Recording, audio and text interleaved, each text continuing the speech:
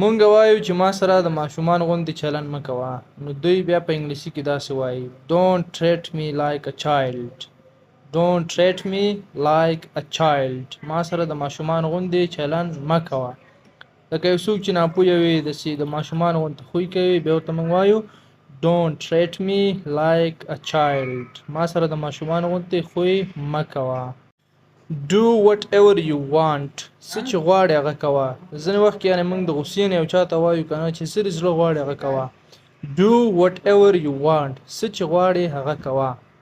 If you have no shame. که چېرته ته شرم نه لري، یعنې که چېرته شرم نه لري، هر کار چې زړه یې هغه کوه.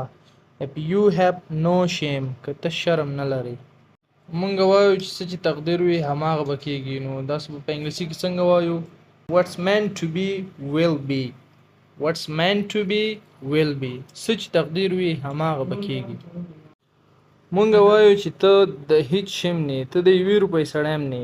نو په انګلیسي کې وایو You are of no use. ته بیخي د 1 روپۍ سړی هم نه، یعنې ته هیڅ په درد نه خورې. You are of no use. ته د 1 روپۍ سړی هم نه، یعنې ته د هیڅ کار هم نه.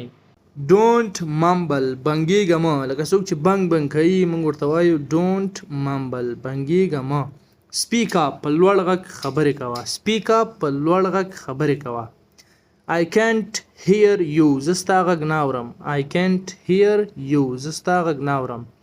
Get a move on. Get a move on. زر حرکت وکړه. چټک ځه. موږ چې خلکو ته وایو زر زر کوه. Get a move on. زر حرکت وکړه. I'm up to bed. زه اوس ویده کېږم. I'm off to bed. زه اوس ویده کېږم. I stayed up late last night. زه تېره شپه تر ناوخته پورې ویښ وم.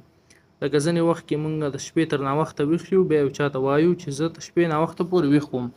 I stayed up late last night. زه تېره شپه تر ناوخته پورې ویښ وم. I dozed up. زه ناڅاپه ویده شوم. لکه ځینې وخت کې مونږ همداسې یو دم را باندې خوب راشي ناڅاپه ویده شو. I dozed off. زه ناڅاپه ویده شوم. Are you up. آیا ته ویښ یې؟ لکه مونږ چا کوټې ته ورشو یا بل څه پوښتنه کوو، آیا چې ویښ یې؟ Are you up. آیا ته ویښ یې؟